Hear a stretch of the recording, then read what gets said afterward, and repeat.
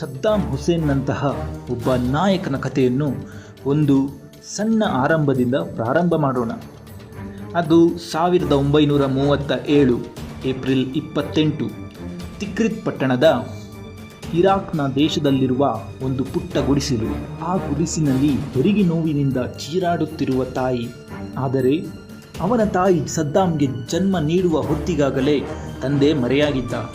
ಕೆಲವರು ಸತ್ತಿದ್ದಾರೆ ಎನ್ನುತ್ತಿದ್ದರು, ಮತ್ತೆ ಕೆಲವರು ಬಿಟ್ಟು ಹೋಗಿದ್ದಾನೆ ಎನ್ನುತ್ತಿದ್ದರು, ಮತ್ತೆ ಕೆಲವರು ಕಾಣೆಯಾಗುತ್ತಾನೆ ಎಂದು ಹೇಳುತ್ತಿದ್ದರು.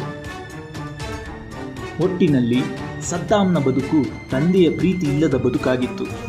ಅವನಿಗೆ ತಾಯಿಯೇ ಎಲ್ಲವಾಗಿದ್ದಳು. ಆದರೆ ಇಸ್ಲಾಂನ ಜಗತ್ತಿನಲ್ಲಿರುವ ಇರಾಕ್ನಲ್ಲಿ ಹೆಣ್ಣು ಮಗಳು ಒಬ್ಬಳೇ ಬದುಕಲಾಗದ ಕಾರಣದಿಂದ ಸದ್ದಾಂನ ತಾಯಿ ವಿವಾಹ ಮಾಡಿಕೊಂಡಳು. ಆದರೆ ಸದ್ದಾಂನ ಎರಡನೆಯ ತಂದೆ ಬರೀ ಮನುಷ್ಯನಾಗಿರಲಿಲ್ಲ, ಅವನೊಬ್ಬ ರಾಕ್ಷಸನಾಗಿದ್ದನು. ಅವನು ಸದ್ದಾಂನನ್ನು ಹೊಡೆಯುತ್ತಿದ್ದನು, ಬಡಿಯುತ್ತಿದ್ದನು, ಅವಮಾನಿಸುತ್ತಿದ್ದನು. ಕೊನೆಗೆ ಸಾಕಷ್ಟು ಬಾರಿ ಕೆಲಸವನ್ನು ಕೊಟ್ಟು ಊಟವನ್ನು ನೀಡದೆ ಚಿತ್ರಹಿಂಸೆ ಕೊಡಿಸುತ್ತಿದ್ದನು. ಆದರೆ ಅವನಿಗೆ ಗೊತ್ತಿರಲಿಲ್ಲ, ಆ ದೌರ್ಜನ್ಯವೇ ಇಡೀ ವಿಶ್ವವನ್ನು ಬೆಚ್ಚಿ ಬೀಳಿಸುವ ಒಬ್ಬ ಕ್ರೂರ ನಾಯಕನನ್ನು ರೂಪಿಸಿದೆ ಎಂದು. ಆದರೆ ಈ ದೌರ್ಜನ್ಯದ ಪ್ರಭಾವದಿಂದಲೇ 10ನೇ ವಯಸ್ಸಿಗೆ ಸದ್ದಾಂ ತಿಕ್ರಿತ್ ಪಟ್ಟಣವನ್ನು ತ್ಯಜಿಸಿ ಬಗ್ದಾದ್ಗೆ ಓಡಿಹೋದನು. ಆದರೆ ಬದುಕಲು ಅಲ್ಲ, ಪ್ರತೀಕಾರಕ್ಕೆ. ಬದುಕು ಅವನನ್ನು ತಿರಸ್ಕರಿಸಿತ್ತು. ಇನ್ನು ಮುಂದೆ ಅವನು ಬದುಕಿನ ವಿರುದ್ಧವೇ ಬಲೆ ಹಾಕಬೇಕೆಂಬ ನಿರ್ಧಾರವನ್ನು ಮಾಡಿಕೊಂಡನು. ಬೇರೆ ಮಕ್ಕಳು ಆಟವಾಡುತ್ತಿದ್ದಾಗ ಸದ್ದಾಂ ಗಮನಿಸುತ್ತಿದ್ದನು, ಕಲಿಯುತ್ತಿದ್ದನು, ಬೆಳೆಯುತ್ತಿದ್ದನು. ಆದರೆ ಇರಾಕ್ ಎಂಬ ದೇಶ ರಾಜನ ಕ್ರೂರತೆ, ಬಡತನ, ಭ್ರಷ್ಟಾಚಾರಕ್ಕೆ ಬಲಿಯಾಗಿತ್ತು. ಆಗ ಅವನಿಗೆ ಸಿಕ್ಕಿದ್ದು ಬಾತ್ ಎಂಬ ಪಕ್ಷ.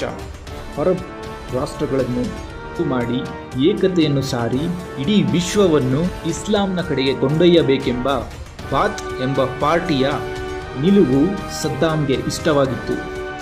ಆದರೆ ಆ ಒಂದು ಬಿಸಿ ರಕ್ತದ ವಯಸ್ಸಿನಲ್ಲಿಯೇ ಸದ್ದಾಂ ಎಂಬ ಈ ವ್ಯಕ್ತಿಯು ತನ್ನ ದೇಶದ ಪ್ರಧಾನಮಂತ್ರಿಯನ್ನು ಕೊಲೆ ಮಾಡುವುದಕ್ಕೆ ಬಾತ್ ಎಂಬ ಪಾರ್ಟಿಯಿಂದ ನೇಮಕವಾದನು. ಆಗ ಅವನ ವಯಸ್ಸು ಕೇವಲ 22. 1959ರಲ್ಲಿ ಸದ್ದಾಂನು ಅಂದಿನ ದೇಶದ ಪ್ರಧಾನಮಂತ್ರಿಯನ್ನು ಕೊಲ್ಲಲು ಅವರ ಕಾರನ್ನು ಅಡ್ಡಗಟ್ಟಿ ತನ್ನ ಪಕ್ಷದ ಜನರ ಸಹಾಯದಿಂದ ಗುಂಡುಗಳನ್ನು ಹಾರಿಸಿದನು. ಆದರೆ ಅಲ್ಲಿ ಪ್ರಧಾನಮಂತ್ರಿಯವರು ಬದುಕುಳಿದರು. ಸದ್ದಾಂನ ಕಾಲಿಗೆ ಗಾಯವಾಗಿತ್ತು. ಆದರೂ ಹೇಗೋ ತಪ್ಪಿಸಿಕೊಂಡ ಸದ್ದಾಂ ಆ ಗಾಯಗೊಂಡ ಕಾಲಿನಲ್ಲೇ ಸಿರಿಯಾಗೆ ಪ್ರಯಾಣ ಬೆಳೆಸಿ ಈಜಿಪ್ಟ್ ಎಂಬ ಸ್ಥಳಕ್ಕೆ ಹೋದನು. ಇಡೀ ವಿಶ್ವದ ದೃಷ್ಟಿಯಲ್ಲಿ ಅವನು ಅಪರಾಧಿಯಾಗಿದ್ದರೂ ಬಾತ್ ಪಕ್ಷದ ದೃಷ್ಟಿಯಲ್ಲಿ ಕ್ರಾಂತಿಯುತ ಯೋಧನಾಗಿದ್ದನು. ಆಗ ಸ್ವಲ್ಪ ಸಮಯ ಕಳೆದ ನಂತರ 1963ರಲ್ಲಿ ಬಾತ್ ಪಕ್ಷ ತಾತ್ಕಾಲಿಕವಾಗಿ ಅಧಿಕಾರಕ್ಕೆ ಬಂತು. ಆಗ ಸದ್ದಾಂ ಹಿಂದಿರುಗಿದನು. ಬಾತ್ ಪಕ್ಷದ ಎಲ್ಲರ ಸಹಮತದೊಂದಿಗೆ 1968ರಲ್ಲಿ ಮೊದಲ ಬಾರಿಗೆ ಬರಿಗಾಲಿನಿಂದ ಓಡಿ ಬಂದಿದ್ದ ಈ ಬಾಲಕ ಅಂದಿನ ಅರಮನೆಯೆಡೆಗೆ ಹೆಜ್ಜೆ ಹಾಕಿದನು. ಹಾಗೆಯೇ ಬಾಲ್ಯದಲ್ಲಿದ್ದ ನೋವುಗಳು ಈಗ ಅಧಿಕಾರದ ರೂಪದಲ್ಲಿ ಅವನ ಮುಂದೆ ತಿರುಗುತ್ತಿದ್ದವು. ಆದರೆ ಇಡೀ ಜಗತ್ತಿಗೆ ಅದು ಕೇವಲ ಆರಂಭವಾಗಿತ್ತು ಮಾತ್ರ. ಮುಂದಿನ ಎಪಿಸೋಡ್ 2ನಲ್ಲಿ ಅವನ ಅಧಿಪತ್ಯ, ಯುದ್ಧ ಹಾಗೂ ಕೊನೆಯ ಕ್ಷಣಗಳನ್ನು ನೋಡೋಣ. ಧನ್ಯವಾದಗಳು.